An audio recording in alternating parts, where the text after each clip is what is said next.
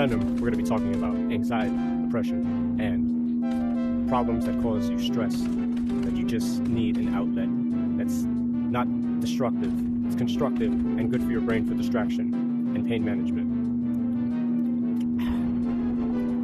So first thing we're going to talk about is I'm loving how in the world there's getting awareness of what VR can do for your health and mental health.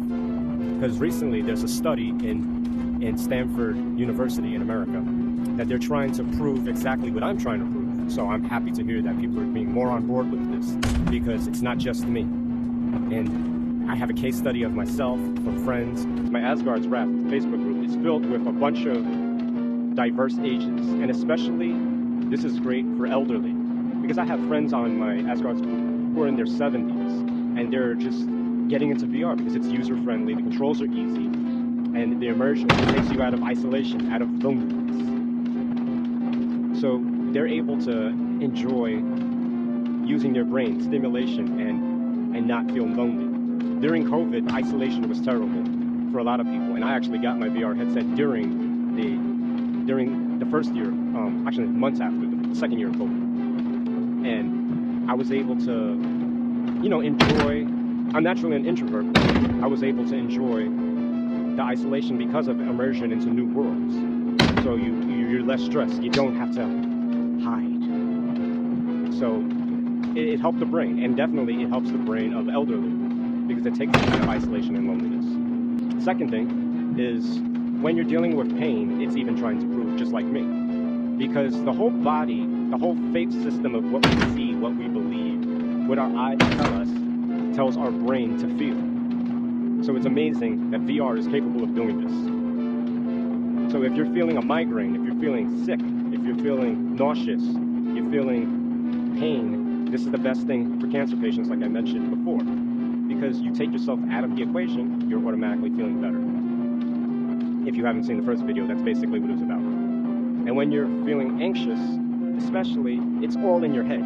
You're questioning everything of life. You're expecting impending doom with anxiety. You don't know what's going to happen. So with me, I get anxiety of health only. So I'm not afraid of anything else in life.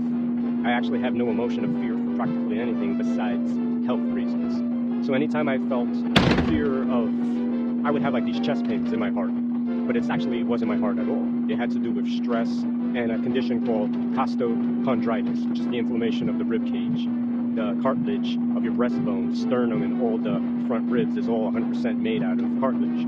So it would attack, that condition attacks all your joints, and even the cartilage in your skull, so it caused migraines. So because of that, and not knowing what it was, and it took me forever to get diagnosed with that, VR helped me in the worst time periods when I was dealing with all these terrible pains. So I didn't have to feel scared, and finally let it not control me.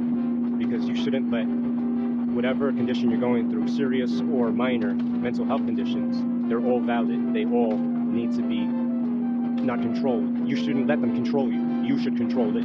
Find ways to, whatever solution, to help you feel better within life, to feel happier, to feel safe.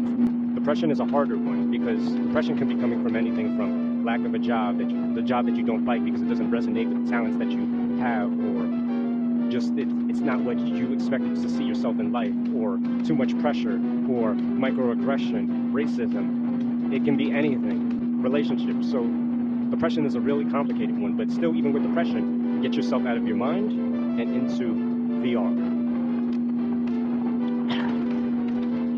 As you see, we have no guests today, but eventually we will. This has been Metaphor Plays Monsters in the